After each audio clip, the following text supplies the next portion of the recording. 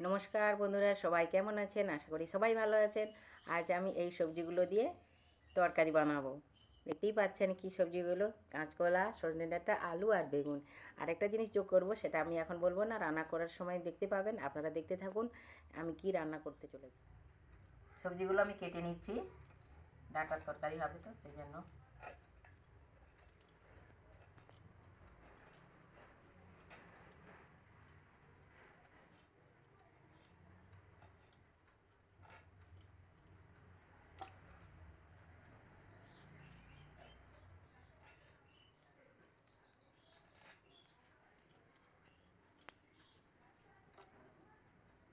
এবার আলু কেটে নিচ্ছি।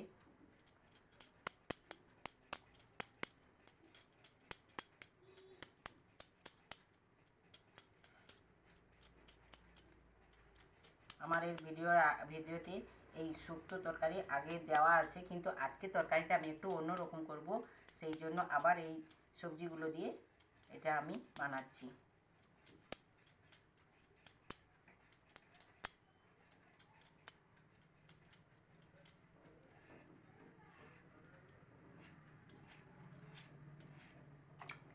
বেগুন কেটে নিচ্ছি।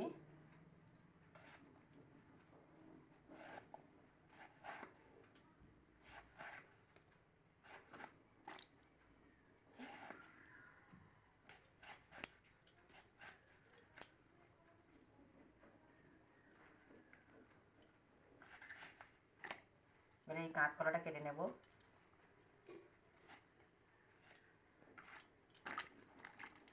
কাঁচকলা জলে দিয়ে কাটলে ভালো, হাতে কষ্টটা কম লাগে।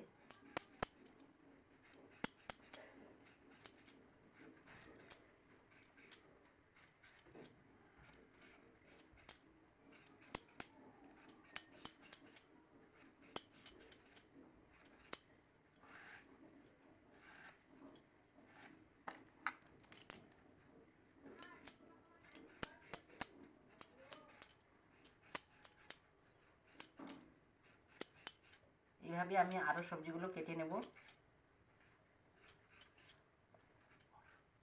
কড়াইতে তেল দিয়ে দিয়েছি, এই সবজিগুলো একটু কষে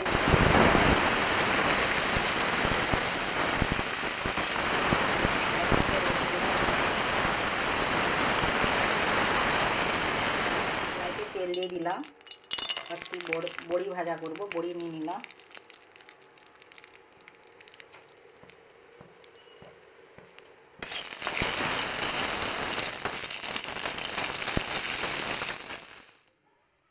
কড়াইতে তেল দিয়ে দিলাম, শুকনো লঙ্কা, তেজপাতা দিয়ে দিলাম,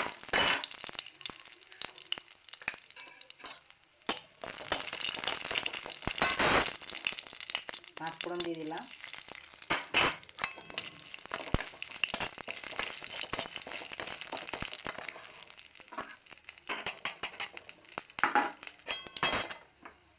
আদা দিয়ে দিলাম,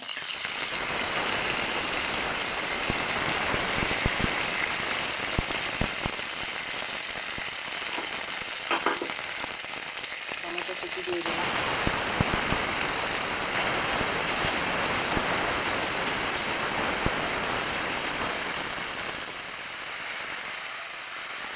হলুদ লঙ্কা জলে গুলিয়ে দিয়ে দিলাম, কষিয়ে রাখা সবজিটা দিয়ে দিলাম,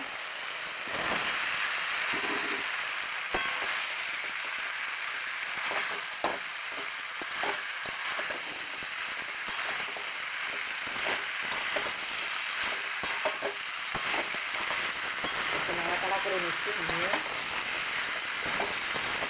জল দেবো।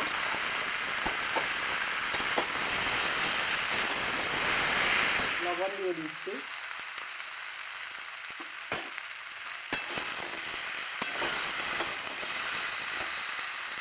বেটে রাখা পোস্ত দিয়ে দিচ্ছি,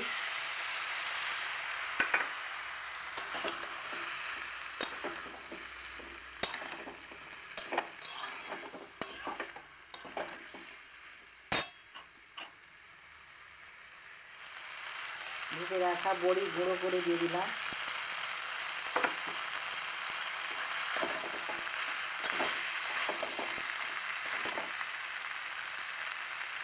এবার জল দিয়ে দেবো, গরম জল দিচ্ছি।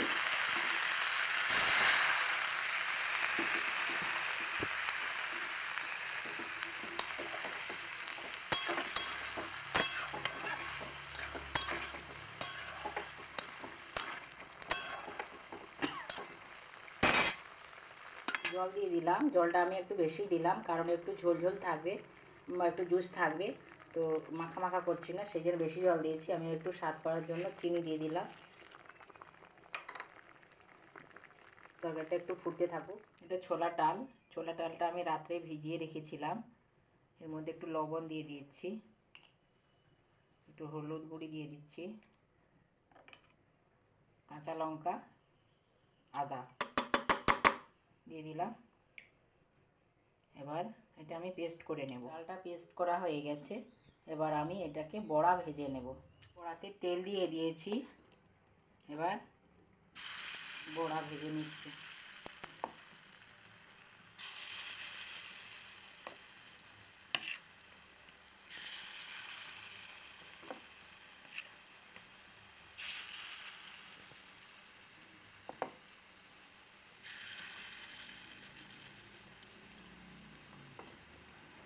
এগুলো ভাজা হয়ে গেছে, এবার আমি এগুলো তুলে নেব। এগুলো কিন্তু ছোলা ডালের বড়া।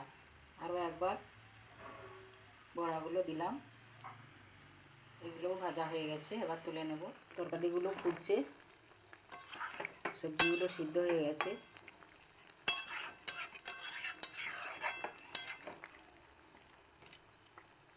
এর মধ্যে আমি এই বড়াগুলো দিয়ে দিচ্ছি।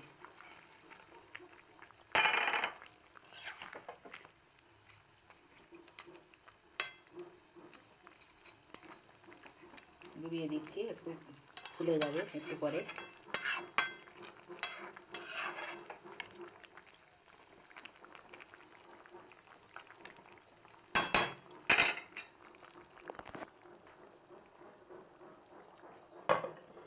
ঢাকা দিয়ে দিলাম। তরকারি হয়ে গেছে। বড়াগুলো দেখুন কিভাবে বড় বড় ফুলে উঠেছে। এইভাবে বড়াগুলো, এর উপর আমি একটু ঘি ছড়িয়ে দিচ্ছি, নিরামিষ যেহেতু সেই জন্য একটু ঘি ছড়িয়ে দিচ্ছি, ভালো লাগবে খেতে।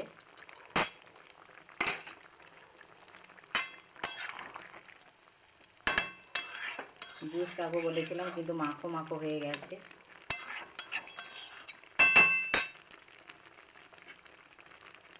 ভেজে রাখা জিরা গুঁড়ি একটু দিয়ে দিলাম। তরকারি পুরো হয়ে গেছে। আমি যেভাবে রান্না করলাম এইভাবে আপনারা রান্না করে খাবেন, ভালো লাগবে। এবং এই রান্নাটা কেমন লাগলো আপনারা কমেন্ট করে বলবেন। ভালো লাগলে সাবস্ক্রাইব করবেন, শেয়ার করবেন, কমেন্ট করবেন। এখানে আমি ভিডিওটা শেষ করলাম। কথা হবে পরের ভিডিওতে।